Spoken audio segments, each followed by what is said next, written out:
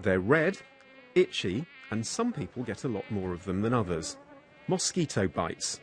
But from the point of view of the malaria parasite, these bites are a crucial part of keeping the disease alive. Hi James, how are you? Nice to see you. Dr. James Logan is an expert on parasites. So the malaria parasite is transmitted by a mosquito, and some people think that mosquitoes themselves are the parasites, but in actual fact the mosquitoes carry the parasites, and it's the Anopheles mosquito that carries the parasite, which we have in this cage here to show you. And the parasite spends around half of its life inside the mosquito.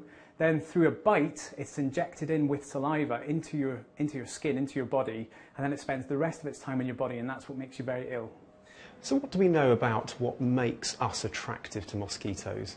Well, mosquitoes have a really good sense of smell, and they use their antennae, which is their nose, to detect chemicals given off by our body odour. So they're attracted to our smell, and particularly sweaty feet. But we were interested to find out if there's a difference in the behaviour of mosquitoes that are infected with parasites compared to mosquitoes that aren't infected. Let me just get in like it's a sack. Yeah. A sack. Perfect. James's theory was that mosquitoes infected with malaria would find human smell even more attractive than normal. Put it right up.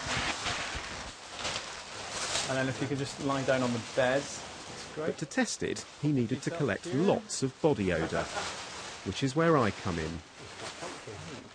So what I'm doing basically is sealing the bag, and as you're in there, you're sort of sweating and producing lots of odour, and we're going to blow the odour out the bottom of the bag along a tube into the room next door, and the room next door contains mosquitoes and a behavioural experiment where we're going to measure how attracted they are to your smell.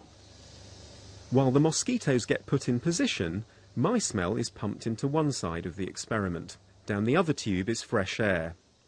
What James's team found was that mosquitoes infected with malaria made a beeline for human scent, much more so than non-infected mosquitoes. So what this means is that mosquitoes that are infected are more likely to bite us, which enhances the transmission of the parasite. So it's manipulating the mosquito to get into us, basically, to complete its life cycle.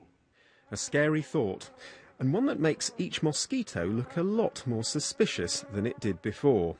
But the good news is that by understanding their love of human smell, we now stand a much better chance of luring and trapping them.